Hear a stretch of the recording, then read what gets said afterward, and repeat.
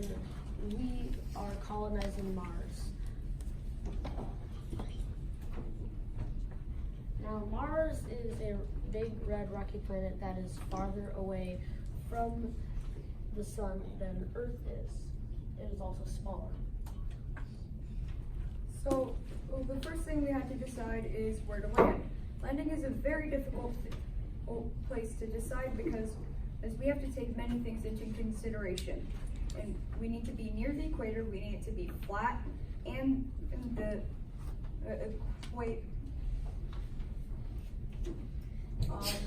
something needs to be lower. After searching, I found a spot, but it is 16 miles away southwest of the Viking 2 landing area. It passes all the criteria we need and many more. All right, let's talk about hab design for a minute. Now that we have a place to land, we need a place to live, generally, and that is our hab, short for habitat. Now, I'm sure we'd all love to have a one-to-one recreation of the Avengers Tower as a place to live. That ain't gonna happen because we got a couple constraints. They were, the hab had to cost a price that was within our budget.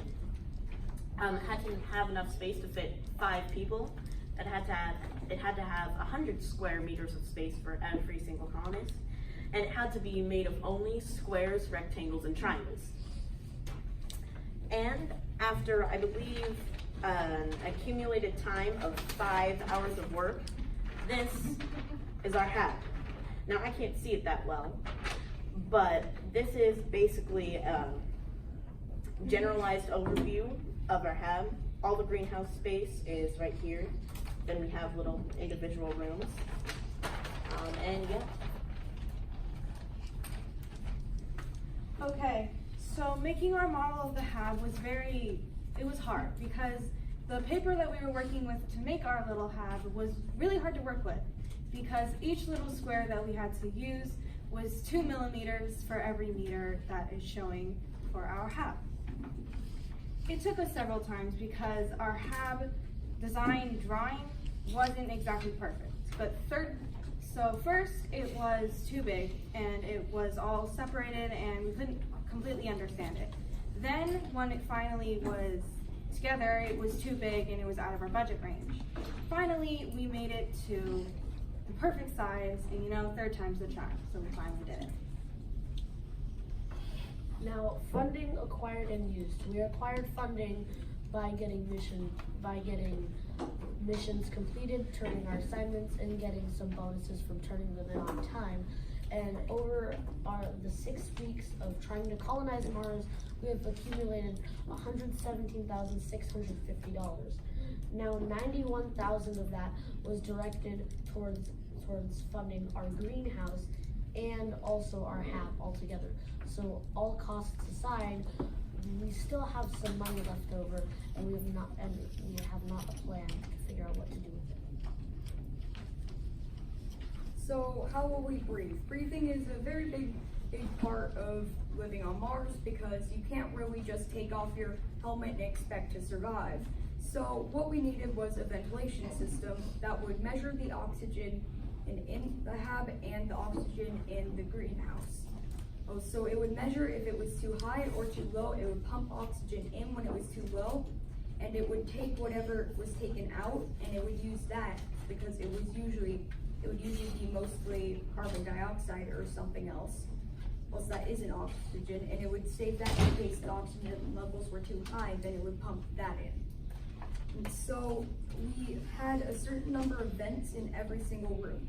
We had 2 vents in each colonist room, 3 in common areas, is 15 in each greenhouse, 4 in the kitchen, 3 in the gym and bathroom, and 3 in every other room in our hab.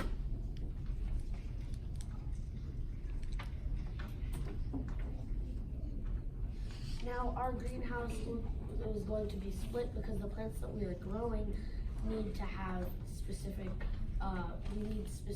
environmental regulations to make sure that all of our plants get what they need. Like to thrive, our plant that's helping produce oxygen and that goes through the ventilation systems to spread out oxygen is going to be the snake plant, also known as the mother-in-law's tongue. Now it has very specific conditions, and by splitting up the greenhouse, we can maximize on making sure every plant can thrive to its fullest. Now the conditions required for best growth for the mother-in-law's son are for at day to be in 80 to 90 degrees into 80 and 90 degrees Fahrenheit, and at night we need it to be in 55 to 70 degrees Fahrenheit. This helps with its growing process. Now, we did meet the requirements of having 100 square meters of greenhouse for each person, and this was included in our total costs. Okay, so if we have a hab, we obviously have to have power. I mean, we don't want to die of cold, I don't know, something. So our main sources of power, unlike quite a few other colonies, are solar and wind, because of while windstorms are not going on, there are plenty of solar rays to power our entire hab, and while windstorms are happening, the sun is not as great of a power source, so wind turbines produce power. Our backup sources, we have our nuclear, temperature, and kilo. The nuclear power plant we have, the nuclear power plant is located outside of our hab to stop from causing any fatal disasters if something bad were to happen.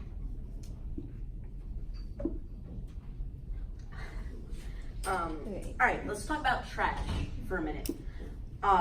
We won't have much. In fact, it would be in our best interest to not have any trash at all.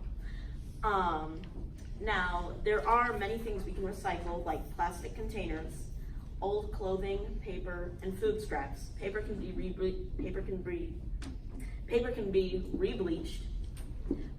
Plastic containers can be sanitized and reused. Old clothing fabrics can be combined with new clothing fabrics to make new clothing. And food scraps can be put into a stew or a soup every once in a while. Alright, let's talk poop. Poop is the kind of gray area between completely disposable and recyclable because it has some interesting properties.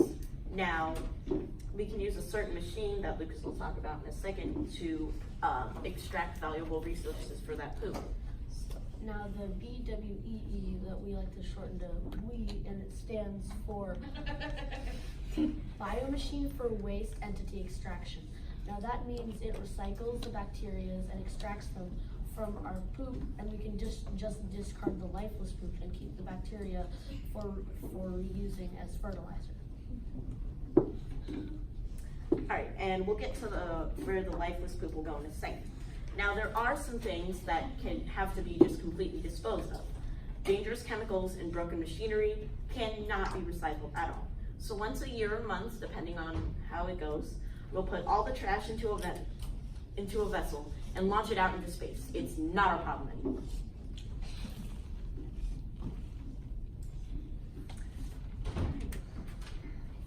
All right, and for our last slide, we have transportation. Now, our colonists will need to go far and wide to get certain resources, but there's also our colony space to take into account. So I've devised two types of rover. The travel rover will be more geared towards speed and distance. It will have a longer battery, faster speeds, and life-sustaining tech. The bulk rover will be geared in for colony stand collection and colony repairs. It will have less battery power and be slower. However, it will support a lot of weight, have a large storage capacity, and be very bulky just in case you need to transport a delicate object. They'll both be powered by solar panels on the top of their roofs. Thank you for listening to our presentation about how we colonized Mars.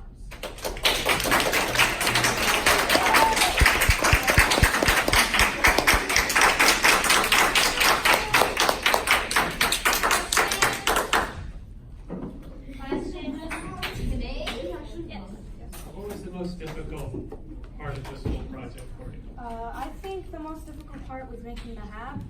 It took up most of our time, and it was very hard to find out like all of our funding and like find out how much it will cost.